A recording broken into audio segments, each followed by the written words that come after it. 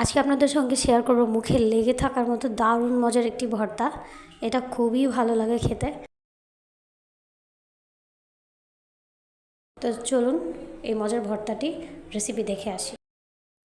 এই ভর্তাটা করার জন্য লাগবে আমার লাউ পাতা। আমি এই লাউ পাতা বেছে ধুয়ে নিয়েছি, বড় বড় করে কেটে পেঁয়াজ আর রসুন, আবার মিহি করে আবারও পেঁয়াজ লাগবে, আর ধনেপাতা, আর লাগবে মাছ। আমি এখানে লাউ পাতাটা কুচি করে নিয়েছি। এখন একটা কড়াইয়ে সরিষার তেল দিয়ে নিয়েছি 2 টেবিল চামচের মতো। এরপর এখানে বড় বড় করে কেটে রাখা পেঁয়াজ আর রসুন দিয়ে দিয়েছি। হালকা একটু ভেজে উপর থেকে লাউ পাতাটা দিয়ে দিব, আর দিয়ে দিব পরিমাণ মতো লবণ। এরপর সামান্য একটু পানি দিয়ে দিব, একদম সামান্য। এবার এটাকে ঢেকে 10 মিনিট ভেজে নিব। এখানে আমি মাছ আর কাঁচামরিচ তেলে ভেজে নিয়েছি খুব ভালোভাবে।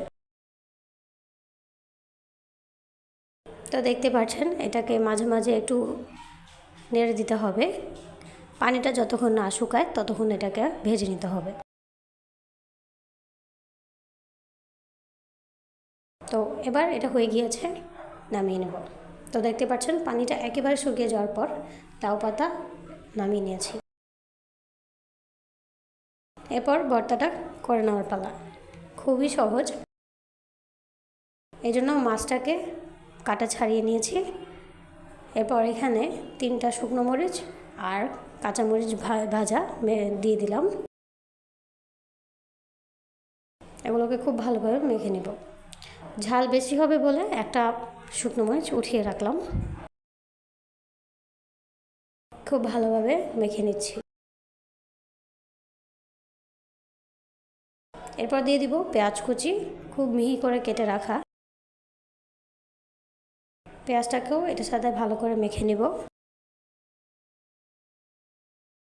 এরপর দিয়ে দিব ধনিয়া পাতা, আবারও একটু ভালো করে মেখে নেব। যেহেতু ভাজার সময় সরিষার তেল ইউজ করেছি, এখানে আর তেল ইউজ করব না। আপনারা চাইলে তেল ইউজ করতে পারবেন। এখানে দিয়ে দিলাম লাউ পাতা, পেঁয়াজ আর রসুন। খুব ভালো করে মেখে নেব। এখনই দেখতে কত লোভনীয় লাগছে, আপনারা দেখে বুঝতে পারছেন। এখন দিয়ে দিব কাটা ছাড়িয়ে রাখা মাছ। খুব ভালোভাবে মেখে নেব। তাই তো খুব সিম্পল, আর এত মজা হয় এই ভর্তাটা। আপনি একবার করলে বারবার খেতে চাইবেন। রেসিপিটি ভালো লেগে থাকলে ফ্রেন্ডস অ্যান্ড ফ্যামিলির সঙ্গে শেয়ার করে দেবেন। আল্লাহ হাফেজ।